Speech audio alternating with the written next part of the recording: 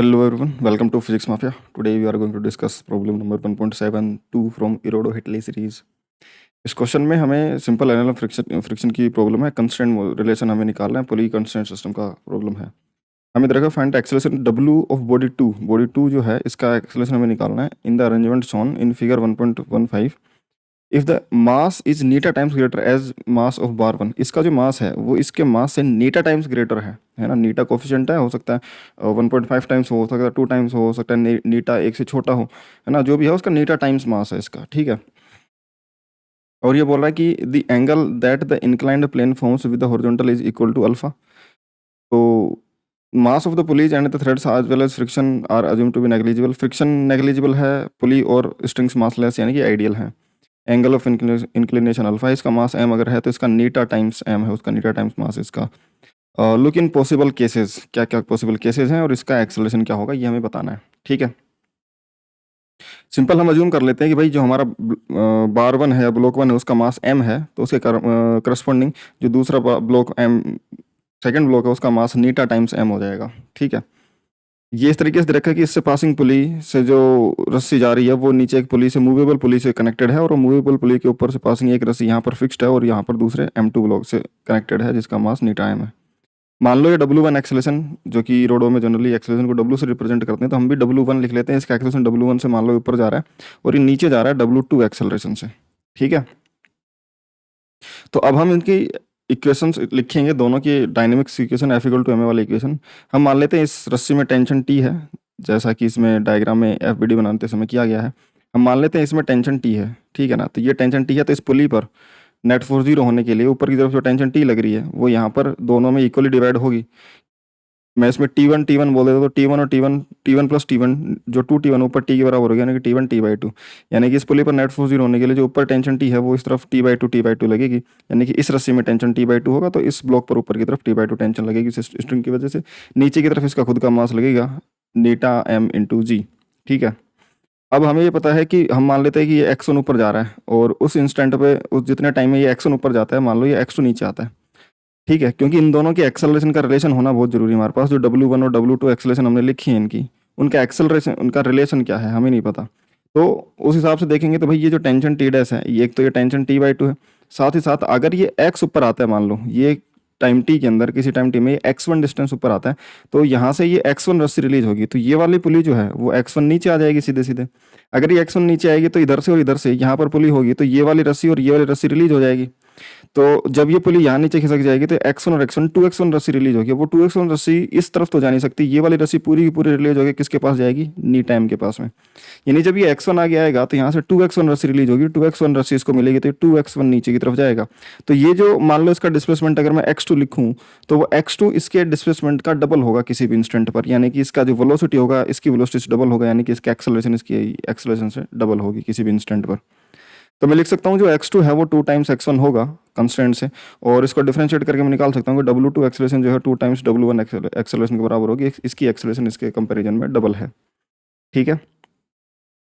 तो हमें इसकी तो एक्सेलरेशन निकालनी थी W2, तो वो निकाल लेते हैं, ठीक है।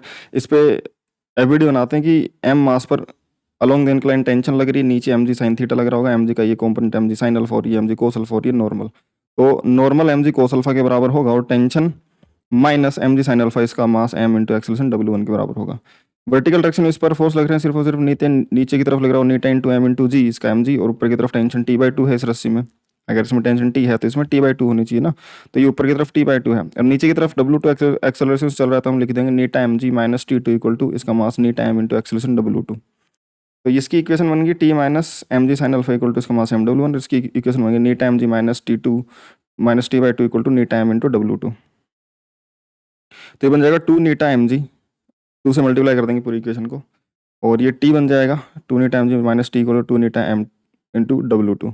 हम क्या करेंगे कि भाई देखो हमारे पास सबसे पहली बात तो एक तो हमें 1 2 एंड 3 इक्वेशंस हैं, जिसमें W1 W2 की एक इक्वेशन है और एक टेंशन भी अननोन है। तो 3 अननोन है और 3 इक्वेशन है हमारे पास में। हम सिर्फ इनके डायनेमिक्स की इक्वेशंस बनाते तो हम सोल्व नहीं कर पाते, क्योंकि 3 अननोन और 2 इक्वेशन रहती है। बट एक कंस्टेंट रिलेशन से हमने एक्सेलरेशन की इक्वेशन बनाई जो कि हेल्पफुल होगी इन इक्वेशंस को सोल्व करने में। 3 इक्वेशन 3 अननोन, ठीक है। इक्वेशन 1 एंड 2 से हम ये कर सकते हैं कि देखो T minus M one G sine alpha equal to M one G, इन दोनों इक्वेशंस को जोड़ दो। चलो इन दोनों इक्वेशन को ऐड कर दिया है, दोनों के इक्वेशन को ऐड कर दिया है, तो लेफ्ट हैंड साइड में ये और ये ऐड हो जाएंगे, राइट हैंड साइड में ये और ये ऐड हो जाएंगे।